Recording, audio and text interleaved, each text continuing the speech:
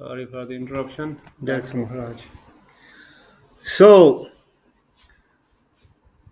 the queen's necklace was stolen by the bird. The bird goes into the forest. The queen calls the townspeople to follow the bird. The townspeople go into the forest to follow the bird. They see a pond. They see the necklace in the pond. They keep diving to get the necklace, but it's not there at the bottom of the pond when they dive in. When they come out, they keep seeing it, but they can't find it when they go in. So a rishi in the forest comes to them and says, "Look, what you are seeing in the pond is the reflection. The necklace is in the tree, hanging on the branch, on the saka." So then they could understand. So Srila Bharti Maharaj explains that if you want to understand the reflection of the tree in the water, the Udva Mulam Adashakam, you have to hear from the sadhu. The sadhu will explain how this reflection is existing. You understand? It's very important. You can see the hexagonal reflection in this world. The lotus is hexagonal. The beehive is hexagonal. Most of the molecular structures of the cells in our body are hexagonal. Hexagonal structure is everywhere, holding up this universe. You understand? Very important. Also, another important point that Srila Saraswati Thakur makes in the purport. He says, Gokula is shaped like the lotus. The eternal world is like a hexagonal figure, in that the entities Sri Radha Krishna appearing in the form of a mantra consisting of 18 transcendental letters are centered. So here he is making it clear that both the shape of this Gokula and the form of Radha Krishna conjugal this mantra is involved in that. That's why we chant the Gopal mantra. The three things in there, Krishnaya, Govindaya, Gopijana Vallabhaya. So Krishnaya, this refers to Sakiras. And Govindaya refers to Vatsalyaras. And Gopijana Vallabhaya refers to Madhuryaras. So we must understand where we put the emphasis. Most of you are initiated by Gurudev or Gurudev's disciples. So the emphasis should be on this, on Madhurya Ras, and on the Radha Krishna conjugal, the form of Radha and Krishna. And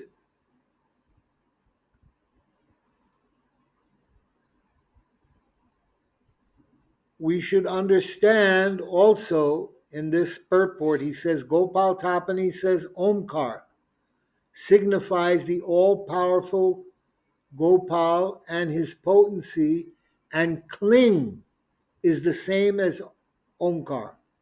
Klim with Anuswar Bindu is not Klim, it's Kling. Kling Krishnaya. Kling Kamadevaya.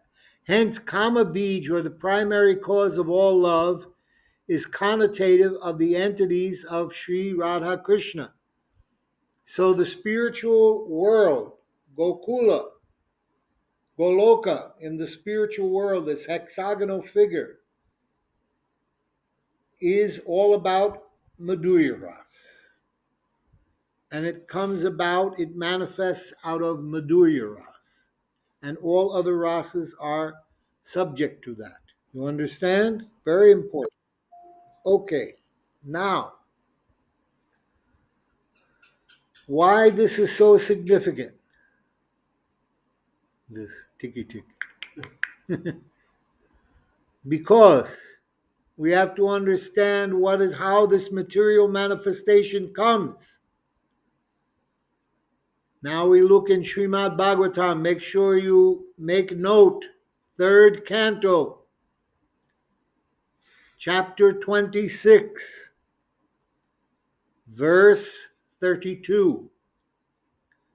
Now, in this chapter 26, it talks about the manifestation of the material universe. And it talks about how first thing that manifests from the glance of Mahavishnu on the Pradhan is Shuddha Sattva, pure consciousness. Okay? And that when the false egotistical conception of the comes involved, the Ahankara, and the false ego in Sattva Gun mixes with the Shuddha Sattva, we get Manas, the mind.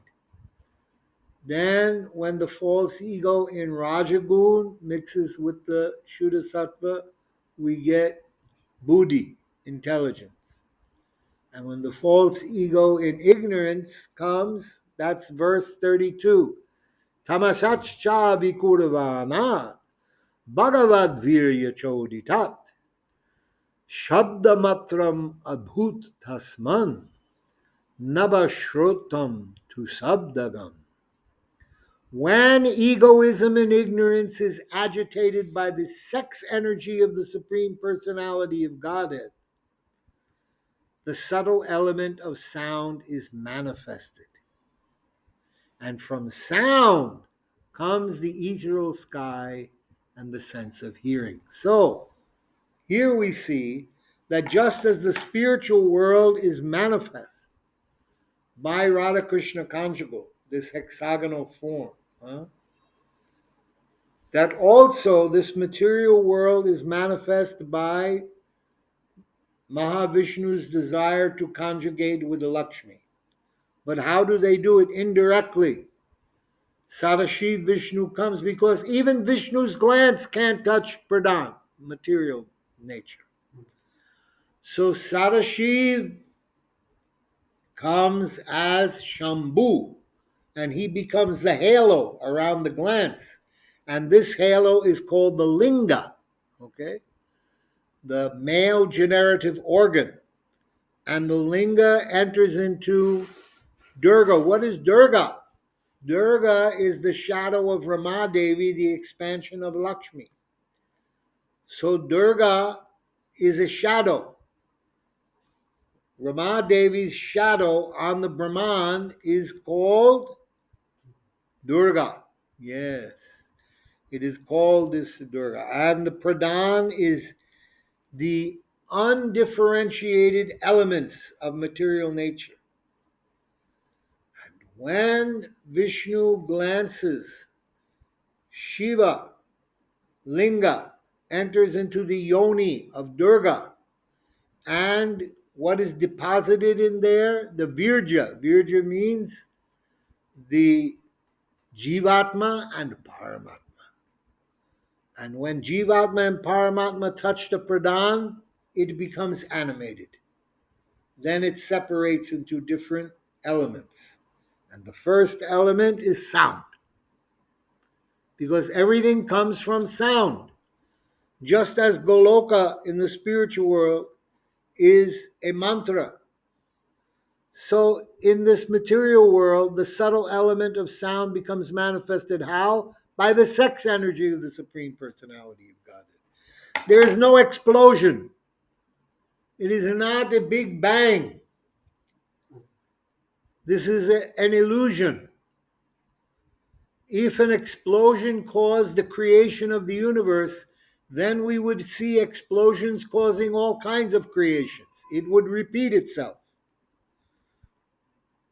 When my son came home from school one time, years ago, he said to me, they told me that the universe came from a big bang. I said, oh, really? They were building a house next door. So I took him outside. I said, you see, all the boards are there, the bricks are there, the cement is there, the nails are there, the steel is there, everything is there. If I throw a stick of dynamite in that pile, will the house get built? He said, no. Everything will just go all over the place. So I said, you cannot build something with an explosion. Nothing is created from an explosion except a hole in the ground. If you want to create something, there has to be a male and a female who conjugate. And by that activity, the sex energy of the Lord, then something will manifest. Something will be created. How? Out of love. Creation is an act of love between the male energy of the Supreme Lord and the female energy of the Supreme Lord. And from that, those two energies, things are manifest. Okay? So, therefore, we can understand that this is the proper conception of how the material world manifests. First, this sound vibration comes. Prabhupada says in the purport, it appears from this verse that all the objects of our sense gratification are products of egoism and ignorance. And then he says at the end of that first paragraph, we have to understand very clearly that sound is the beginning of the creation of all material objects for our sense gratification. So everything that we see comes from material sound. That material sound comes from the agitation of the sex energy of the Lord between Shiva and Durga. Okay? Now, we read in this purport, Prabhupada says, the first thing produced was sound, which is the subtle form of ether. It is stated also in the Vedanta Sutra that sound is the origin of all objects of material possession, and that by sound one can dissolve this material existence. Anavritti Shabdat. Anavritti Shabdat is a Vedic aphorism from the Vedanta Sutra. It means to be liberated through sound, liberation by sound. So the entire material manifestation began from sound, and sound can end material entanglement if it has a particular potency.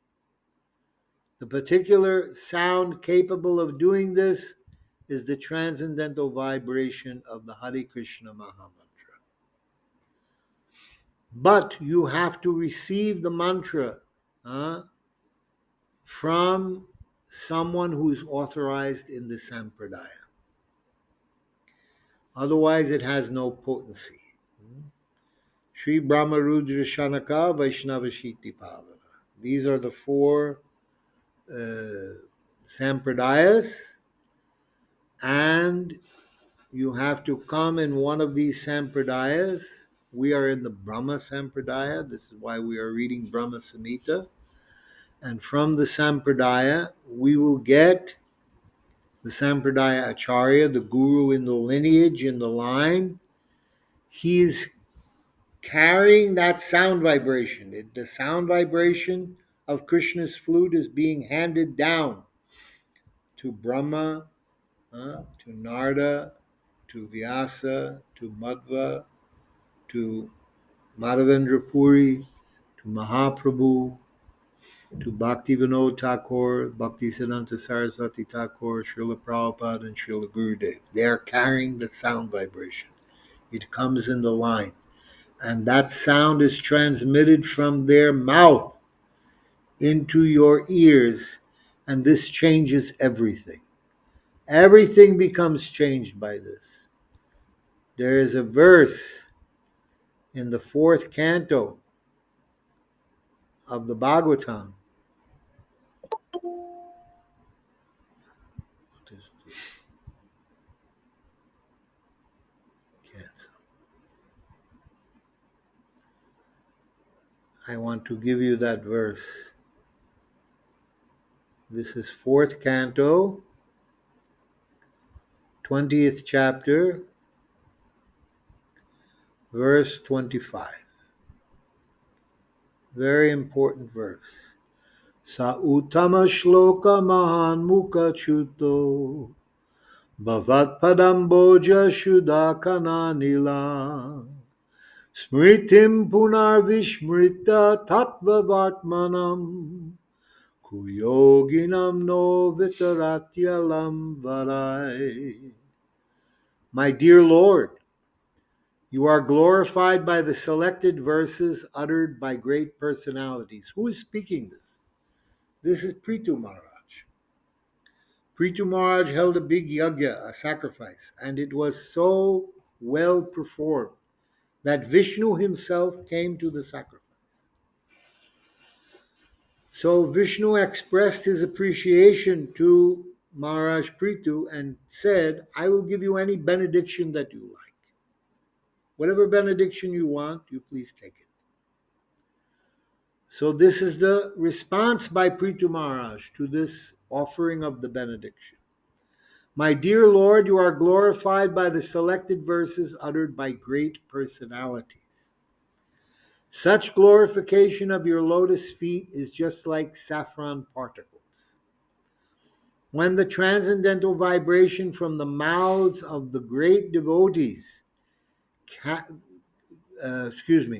when the transcendental vibration from the mouths of great devotees carries the aroma of the saffron dust of your lotus feet, the forgetful living entity gradually remembers his eternal relationship with you.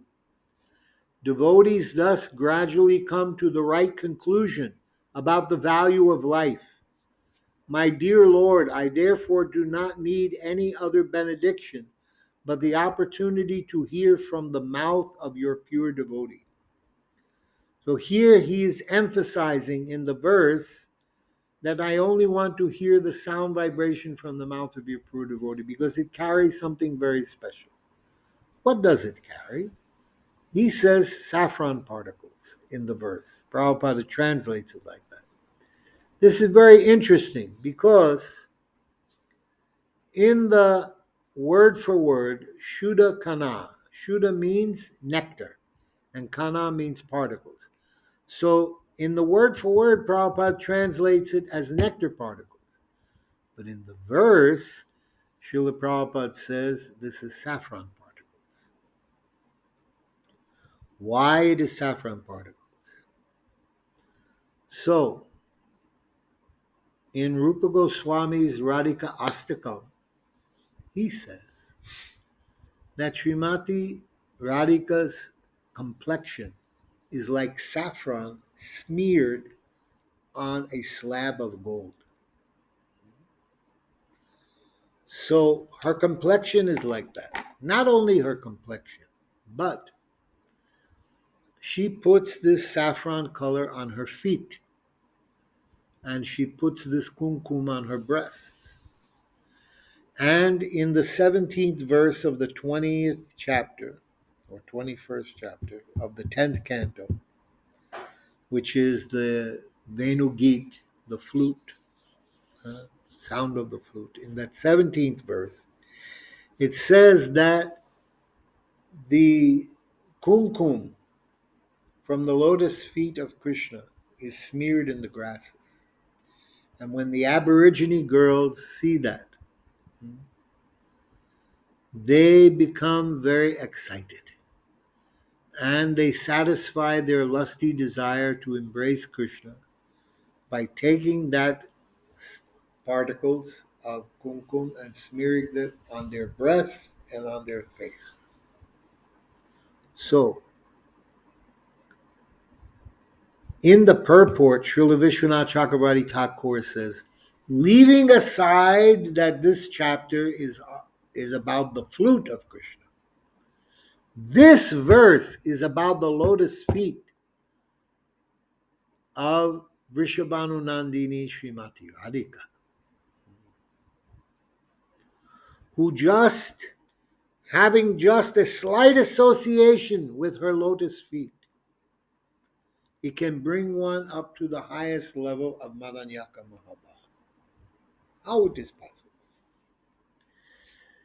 This is the saffron particle. I asked Srila Gurudev, so is it correct that when Radha and Krishna are in love play and their feet touch, and that saffron particle comes on the feet of Krishna from the saffron color on Radhika's feet, that this saffron particle is coming from the voice of the sadhu.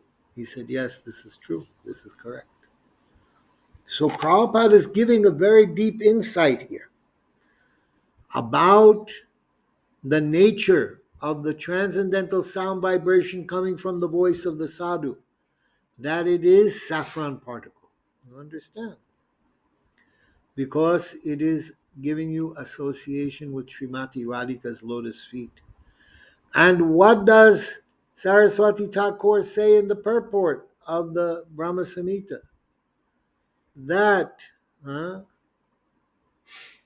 Sri Radha Krishna is the primary cause or the seed himself. He says here, it says here, the spiritual abode of Sri Radhika, the most beloved of Krishna. The extended leaves of the lotus are the garden-like dham. This is in the verse itself by Lord Brahma. The spiritual abode of Sri Radhika, the most beloved of Krishna. The spiritual abode is Radhika's abode. And Krishna comes there because Radhika is there. So we should understand that this saffron particles coming from the mouth of the pure devotee are very important. Prabhupada talks about it in the purport. In the purport, in the second paragraph, he says, a pure devotee always engages in the service of the Lord, taking shelter of his lotus feet, and therefore he has a direct connection with the saffron mercy particles that are strewn over the lotus feet of the Lord. Although, when a pure devotee speaks, the articulation of his voice may resemble the sound of this material sky, the voice is spiritually very powerful because it touches the particles of saffron dust on the lotus feet of the Lord. As soon as the sleeping living entity hears the powerful voice emanating from the mouth of the pure devotee, he immediately remembers his eternal relationship with the Lord, although up until that moment he had forgotten everything. So this is very important. We see what this transcendental sound vibration brings with it. The special association of the lotus feet of Srimati Radhika. Unot ujvalalasam svabhakti sriyam. Harinama Sankirtan, Golokera Premadana, Harinama Sankirtan. This Harinam is Prem Nam Sankirtan in this age of Kali. Because Mahaprabhu is coming to give us that which has never been given before, which is Unot Ujvalalasa Svabhakti Sriyam, the mood of the maidservants of Srimati Radhika, which are the only ones who can experience the Madanyaka Mahabhav when Radhika broadcasts it from her transcendental form, when she is engaged in spiritual ecstasy with Sri Krishna in their conjugal pastimes. Then she broadcasts that ecstasy, and the Manjaris, being their intimate servants of Radhika, taste it, they experience it. So this is what comes from the voice of the sadhu. This is what comes from the guru. This beautiful, beautiful association with Srimati Radhika's lotus feet and the ecstasies of spiritual life that she is broadcasting.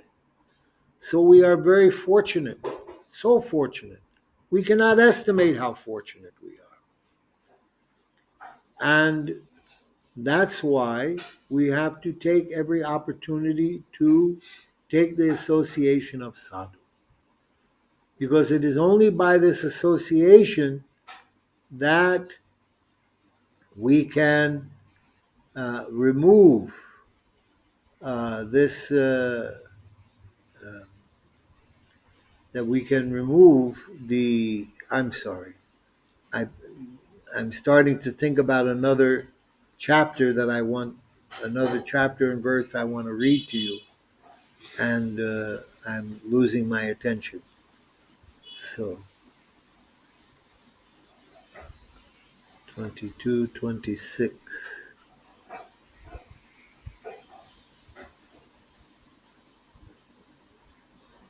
Yes. Okay. So when we hear this transcendental sound vibration from the lips of the sadhu, we get awakened, and gradually our subtle body dissolves. In third canto, 25th chapter, verse 33, it says, the process of bhakti dissolves the subtle body. So the false ego, which is manifesting different nature, the false ego in goodness makes the mind, the false ego in passion makes the intelligence, and the false ego in ignorance makes the ether and the gross material elements. So the false ego interacting with Shuddha Sattva is the cause of all of the material manifestation. First the subtle body, then the gross body. How can we dissolve the subtle body? By the process of bhakti. What is the first process of bhakti? Hearing. Hearing and chanting. We have to hear and we have to chant. Yesterday, I was making the point, I don't remember whether it was in this class. Prabhupada talks about the first canto, first chapter, sixth verse in the purport. Hearing and explaining. Yes, I told about this yesterday. Hearing and explaining is more important than reading. Then he says, one can assimilate the knowledge of the revealed scriptures only by hearing and explaining. So, hearing and chanting. You have to hear and you have to chant. You have to explain the realization that you have according to your realization in your own words. And how can your subtle body be dissolved? Because the pure devotee, he doesn't have a subtle body. One must take shelter of a bona fide spiritual master and by his instruction increase one's knowledge in devotional service and become detached from the material world.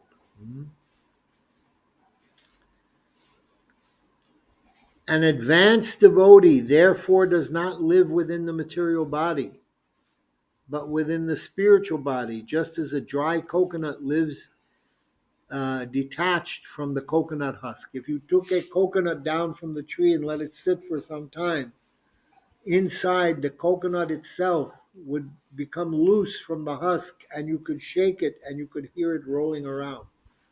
Is the coconut in the husk? Yes. Is it attached to the husk? No. Is the transcendental Nityasiddha in the material, in this appears like a material body? Yes.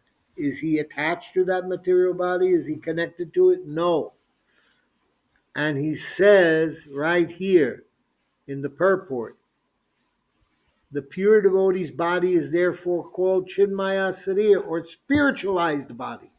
It's a spiritualized body. It is not mundane or material like our bodies. Our bodies are mundane material bodies. The body of the sadhu, like Srila Prabhupada and Srila Gurudev, is Chinmaya Sarira, spiritualized. How do we know this thing? This is how. When Srila Gurudev had open heart surgery in Mumbai, back in I think it was in the 70s, he had the open heart surgery. So they gave him the anesthesia and they opened up his chest and they went in and they did the operation. And even though he was under anesthesia, the entire time he was chanting Hare Krishna Mahamantra, audibly, under the anesthesia. How is it possible? It is only possible because his Subtle body is not connected to the gross body. Therefore, the gross body, even though the gross body is still and apparently unconscious, he's not unconscious because he's the soul and he's transcendent to that body. And his consciousness is not subject to the manas, buddhi, and ahankar. Therefore, he's like an observer. He's sitting within the car and he's chanting the Maha Mantra. Also, Srila Gaur Govinda Maharaj, he had a bone operation and he was put under anesthesia. And in Orissa, in every village, they have these Bhagavat huts, Bhagavat stallis, they call them, with the Srimad Bhagavatam translated into Oriya by Jagannath Das, one of the Panchasaka, the five friends of Lord Chaitanya. And every day that Bhagavat is read. So when he was under anesthesia on the table and they were doing the operation, these doctors were all Orissans. They had all heard Bhagavat when they were children. And they said that through the operation, Srila Gaur Govinda Maharaj recited 10th canto of Srimad Bhagavatam. Wow. While under anesthesia. So, how it is possible? Because I have explained this before. The gross physical body made of the five elements, Pancha Mahabhut, Prithvi, Jal, Agni, Vayu, Akash, five elements. So these five elements makes up what's called Stula Sarir, gross body. Inside, there is the Shukshma Sarir, subtle body, means Manas, Buddhi, Ahankar. What connects these two? What is the connection? The connection is the seven chakras: Muladhara chakra, Svadhisthana chakra, Manipur chakra, Anhat chakra, Vishuddha chakra, Agna chakra, and Sahasra chakra. Seven chakras. Now, these chakras connect the subtle body with the gross body. And inside the Anhat chakra in the subtle body is the soul. And broadcast from the soul into the subtle body and the gross body is the Chaitana, consciousness. Understand? This consciousness becomes polluted by Triguna, Tamagun, Rajagun, and Sattvagun. So, this gives rise to material desires in the consciousness. Those desires are deposited in the dormant subconscious mind. Then they move from the dormant subconscious mind to the active subconscious mind. Then from the active subconscious mind, the desires come to the active conscious mind. From the active conscious mind, with the prana pushes the consciousness down through the chakras into the material body. So, the Agna chakra and Sahasra chakra are connected to the pituitary gland and the pineal gland and pituitary gland. So, these glands, the physiology, they produce some chemicals. And those chemicals make the brain to exhibit what is called consciousness. So the scientists say that the consciousness comes from the physiology of those chemicals coming from pineal and pituitary gland.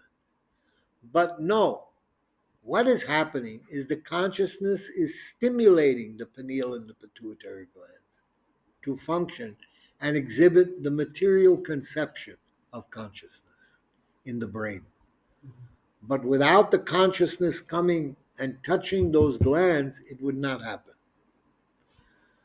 I had a discussion with one doctor, and the doctor said, no, but we know there is electrodes in the glands, and the electrodes are nourished by different minerals.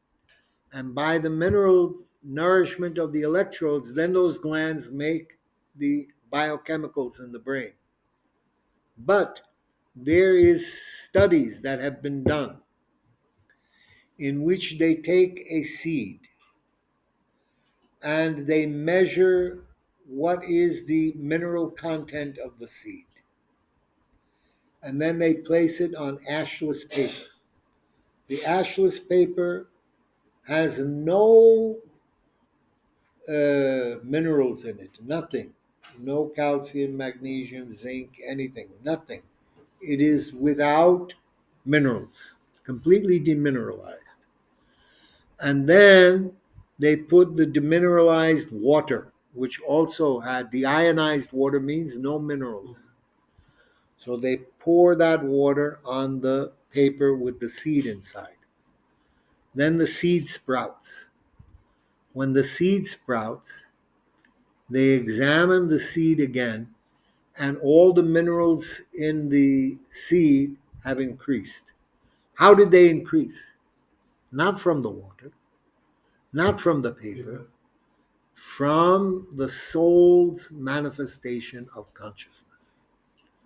Consciousness gives life to the body and produces the elements. You understand?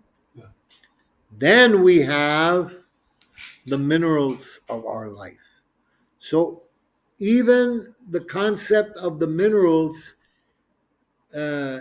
plugging into the electrodes in the pineal and pituitary gland, this comes from the prana pushing the consciousness into all of the different endocrine glands in the body and causing those glands to create the physiology of the body that brings about the manifestation of all the nutrients which are extracted from the foods that we eat every day. And this is the meaning of assimilation. Why Prabhupada is using this word? One can assimilate the knowledge of the revealed scriptures. Why is he using assimilate? Assimilate is a very specific word. He doesn't say you can understand the revealed scripture. He doesn't say you can realize the revealed scripture. You can assimilate. Why? Because one of the important meanings of the word assimilate is to transform food, which you ingest, into living tissue. This is what happens. This is what assimilation means. That the food you eat becomes living tissue. So, Satam prasangam mama virya samvido bhavanti ritkarna rasayana kata. What happens is that the transcendental sound vibration, the rasayana kata that comes from the lips of the sadhu, enters through your ear. Rit karna. Karna means ear. Rit means heart. It enters through your ear into your heart, and it acts as a rasayana, a rejuvenative. It makes a new body, a spiritual body, because the process of bhakti dissolves the subtle body, and then you, the soul, manifest from that. And that is called assimilation of knowledge. Because by this assimilation, we transform from this false egotistical material conception of ourselves into the realization of our eternal transcendental spiritual form. And this is only made possible by hearing the transcendental sound vibration from the lips of the sadhu. Srila Narayan Maharaj told me personally that you should read every day, and you can watch my videos and hear the Harikatha from those videos and from the tapes. It is very good. From all of this, you will get transcendental knowledge. But, he said, the mood of the inhabitants of Braj, the moods of Srimati Radhika, will only be transmitted to your heart by hearing the living sound vibration from the lips of the living sadhu. It must be a personal association. Then you will experience it. Do you follow? Yes. Yeah. Online, online is not that powerful. It is, there's some Knowledge. energy there. We had made some estimate based on some scientific studies that 7% of the live transmission comes through on the internet. 7%. 7%. So that's something. Better than nothing. Okay, so this is your class for tonight. Is it okay?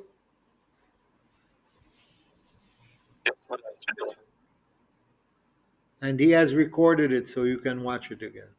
You can listen. We need to listen it at least 2, 3 times to really digest it. And then we can get to the next level. Thank you very, very much for your patience and your attentively hearing. Thank you. Vanchakalpa Tarubhyascha Kripa Sindhu Bhaivacha Patitanam Vaishnavi. बोलो परम पूज्य भागवत महाराज बात महाराज दंडवत।